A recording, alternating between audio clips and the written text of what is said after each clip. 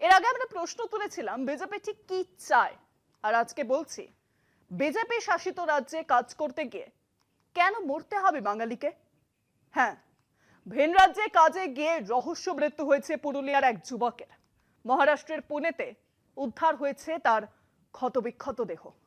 মৃতের নাম সুখেন মাহাতো, বয়স মাত্র 25। পরিবারের দাবি বাংলায় কথা বলার কারণেই সুখেনকে খুন করা হয়েছে। এরপরেই শুরু হয়েছে তীব্র রাজনৈতিক চাপানুতর। এই ঘটনাকে ঘৃণ্য অপরাধ বলে তোপ দেগেছেন মুখ্যমন্ত্রী মমতা বন্দ্যোপাধ্যায়। আমাদের এই ভাষাভাষী অসুবিধা, বাইরের লোক, পশ্চিমবাংলার লোক, এই হিসাবেই আমাদের এই নির্মমভাবে হত্যাকাণ্ড।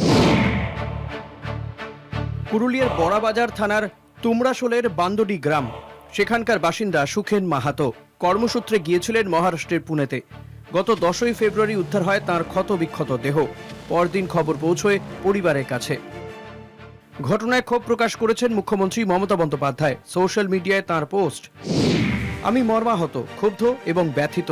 এটি একটি ঘৃণ্য অপরাধ। অবিলম্বে অভিযুক্তদের গ্রেফতার ও দৃষ্টান্তমূলক শাস্তির দাবি জানিয়েছেন তিনি।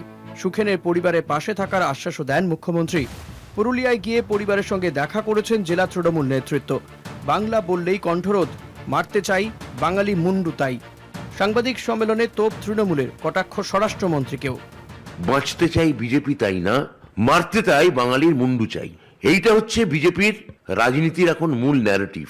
মাননীয় স্বরাষ্ট্রমন্ত্রী এসছেন, এসে এখানে বললেন 21টা রাজ্যে রাজত্ব করছেন, তাও তুষ্টি হয়নি, সন্তুষ্ট নন উনি।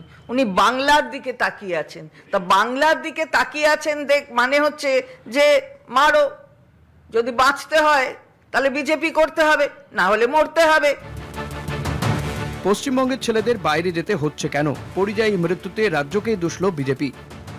দিদিমণি আজ 15 বছর থেকে সরকার চালাচ্ছেন, তার আগে কমিউনিস্টের সরকার ছিল 34 বছর। কি এমন এখানে ডেভেলপমেন্ট হয়েছে কি পুরুলিয়ার ছেলেদেরকে, ঝাড়গ্রামের ছেলেদেরকে, বাঁকুড়ার ছেলেদেরকে, পুরো পশ্চিমবাংলার প্রায় 50 লাখের উপর নবযুবককে বাইরে কাজ করতে যেতে হচ্ছে।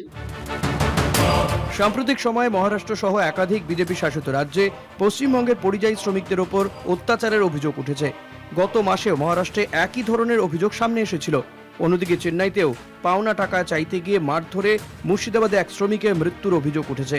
একের পর এক ঘটনায় ভিন রাজ্যে বাংলা শ্রমিকদের নিরাপত্তা নিয়ে নতুন করে প্রশ্ন উঠছে। কলকাতা টিভি।